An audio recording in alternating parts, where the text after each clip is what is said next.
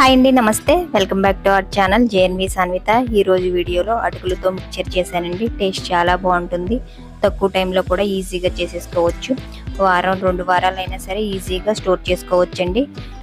Taste అయితే చాలా బాగుంటుంది. ఈ ప్రాసెస్ ఎలా చేశాను అనేది వీడియోలో ఒకసారి చూసేయండి. ఈ పోహా మిక్చర్ చేయడానికి నేను 1/2 kg దాకా అటుకులను తీసుకున్నాను. మనకి అటుకుల్లో కూడా చాలా రకాల్లో దొరుకుతున్నాయి. ఏ టైప్స్లో అటుకులు తీసుకున్నా కానీ ఇదే ప్రాసెస్లో ఒకసారి ఇలా ట్రై చేయండి.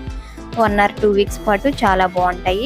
ఒక ఎయిర్ టైట్ డబ్బాలో పెట్టుకుంటే టేస్ట్ అస్సలు పాడవదండి. ఒకసారి ఇలా ట్రై చేయండి. ముందుగా స్టవ్ ఆన్ చేసి గిన్నె పెట్టుకుని అటుకుల్ని ఇలా క్రంచీగా అయ్యే వరకు ఫ్రై చేసుకోండి. గ్యాస్ని హై టు లో మీడియం ఫ్లేమ్లో అడ్జస్ట్ చేసుకుని ఇలా ఫ్రై చేసుకోవాలి. తర్వాత వీటన్నింటిని మనం కలుపుకోవడానికి వీలుగా ఉంటే ఒక బౌల్లోకి యాడ్ చేసుకోండి.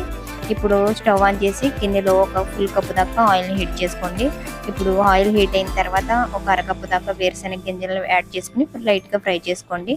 ముందు వేరుశనగ గింజలు ఫ్రై అవ్వడానికి కొంచెం టైం ఎక్కువ పడుతుంది కాబట్టి ఫస్ట్ వేరుశనగ గింజలు యాడ్ చేసుకోండి. తర్వాత ఒక 1/2 కప్పు దాకా పుట్నాల పప్పు, 4-5 టేబుల్ స్పూన్ దాకా జీడిపప్పుని యాడ్ చేసుకుని వీటిని మంచి కలర్ వరకు ఫ్రై చేసుకోండి. ఇలా ఫ్రై అయిన తర్వాత వీటిని కూడా అటుకుల్లో యాడ్ చేసేసుకోండి.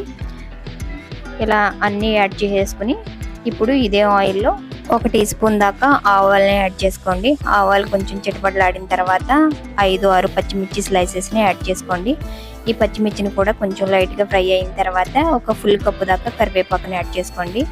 ఇప్పుడు ఈ కరివేపాకు పచ్చిమిర్చి బాగా క్రంచీగా అయ్యే వరకు ఫ్రై చేసుకోండి. అస్సలు తడి అన్నది ఉండకూడదు. తడి ఉంటే ఆ మిక్చర్ పాడైపోతుందండి. ఇప్పుడు పచ్చిమిర్చి బాగా ఫ్రై అయిన తర్వాత పెద్ద వెల్లుల్లిపాయని, జీలకర్రని ఇలా కచ్చా పచ్చగా దంచుకోండి. 1/2 టీ స్పూన్ జీలకర్ర, ఒక వెల్లుల్లి రెప్పని, ఫుల్ వెల్లుల్లిపాయని ఇలా కచ్చా పచ్చగా దంచుకొని దీన్ని కూడా ఫ్రై చేసేసుకోండి.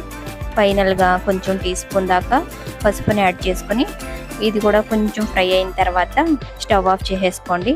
ఇప్పుడు ఈ పోపును కూడా ఈ అటుకుల్లో యాడ్ చేసేసుకుని ఇప్పుడు ఒక ఫుల్ టీ స్పూన్ దాకా సాల్ట్ని యాడ్ చేసుకోండి. మీరు తినేదాన్ని బట్టి సాల్ట్ని అడ్జస్ట్ చేసుకోండి. ఒక 1/2 టీ స్పూన్ దాకా మిరియాల పొడి యాడ్ చేసుకోండి.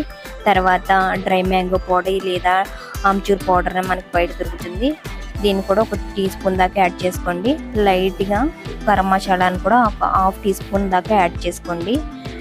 అంతేనండి. ఒకసారి వీటన్నిటిని బాగా ఒకసారి ఇలా కలుపుకోండి. ఈ మిక్చర్ మొత్తం అటుకులకు పట్టేలాగా బాగా కలుపుకోవాలి.